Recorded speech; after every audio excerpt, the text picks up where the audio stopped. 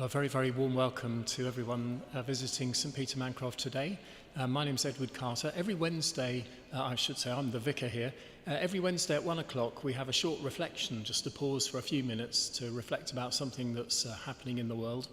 And it's 1 o'clock on a Wednesday, so today's reflection is happening now.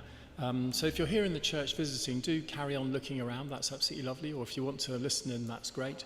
And we're also live streaming, so welcome to any of you joining us on the live stream today. Well, this week, actually on the Monday and then on the Tuesday, I attended two different funerals, two lives celebrated, amazing lives, each very different, but amazing lives filled with extraordinary things. And both of them celebrated with great thankfulness, of course, but also sadness, because when a life ends, it is always a very sad moment as well. And it set me thinking again, having been to two funerals in 2 days, about how death and life are, of course, completely connected. They're very much all part of one thing, really, because to be alive is one day to die. And if we speak about death, then that means we affirm the goodness, the existence of life itself. And of course, death in a way is a very unifying thing, because everyone, as is often said, is equal in death. When we die, we are all the same, no matter what's gone before. So I had a bit of fun. I looked up online some people in history who died on this very day. As I speak, it's the 29th of July. So some of these are a bit obscure, you'll never have heard of them, but it's quite fun anyway. In the year 1030, King Olaf II of Norway died. And I think the reason that's well known is because there was a huge battle somewhere in probably Norway or Denmark. Sadly, he lost the battle, I guess, and died in the battle. That was 1030. In 1099, the Pope at that time, Pope Urban II, he died. He was the Pope who first preached and proclaimed a crusade to the Middle East. So there we are. In 1507, a man called Martin Behaim died. He was a German explorer and geographer. I'd not heard of him, but he made apparently the first globe, a map that was on a globe. So quite a breakthrough, really, making a map in that way. In 1833, William Wilberforce died on this day. William Wilberforce was the leader of the movement to abolish the slave trade, very important movement, and he was a very significant person during his lifetime, of course. In 1856, Robert Schumann died. He was a well-known pianist and composer, very skillful pianist. In 1890, Vincent van Gogh died, a very famous artist, famous for his sunflowers and other beautiful pictures. He died, he was only 37 when he died, and in many ways he was a very complicated and tragic person, but also an amazing skill in doing his art. And then just one more, bit more recent, in 1983, David Niven died. He was a famous actor and film star. On this day is the anniversary of his death. All such different lives. I mean, just that short list of half a dozen or so people, very, very different people. And of course there'll be thousands, well, millions of people who've also passed away on this particular day in the year. Many of them, of course, not so famous, but they were all equally alive and are all equally to be celebrated as having been alive. And in fact, we have a book here in this church. It's just over in the chapel to my left over there.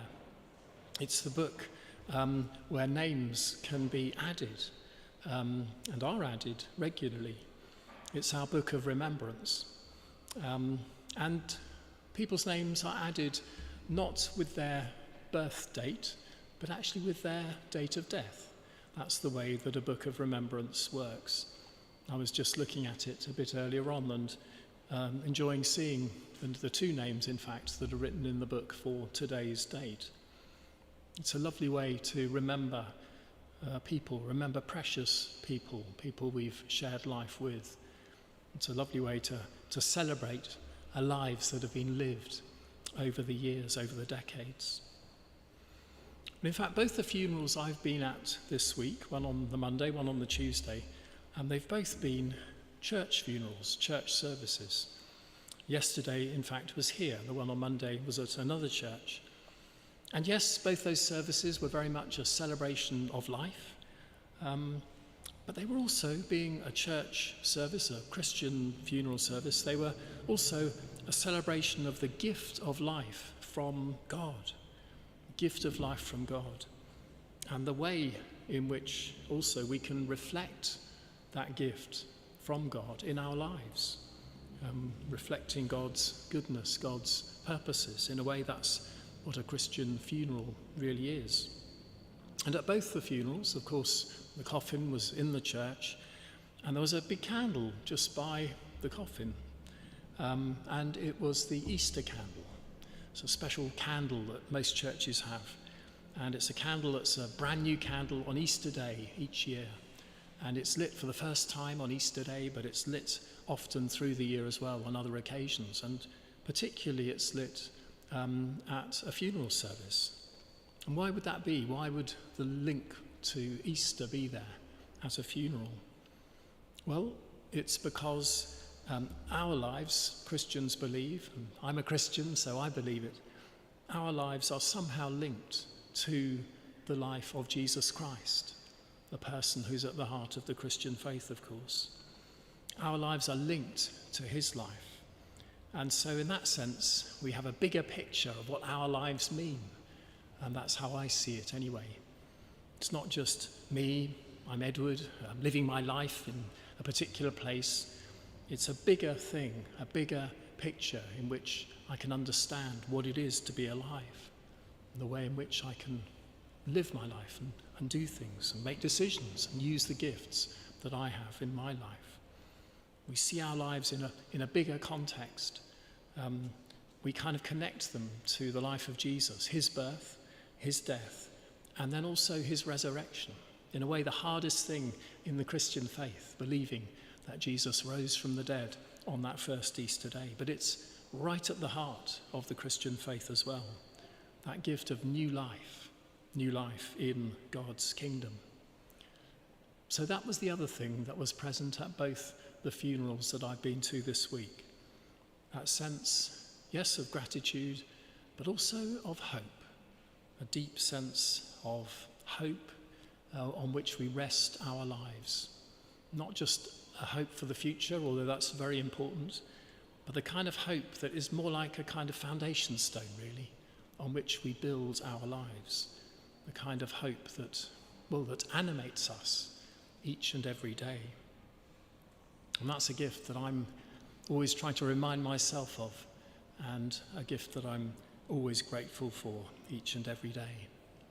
And I hope that that blessing, that gift of life, that gift of hope from God might also be a blessing for you as well, as you receive that gift of life lived well.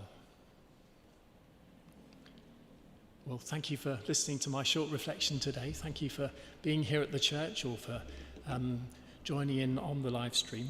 We have these reflections every week, so there'll be another one next Wednesday. I hope you can join us for that too.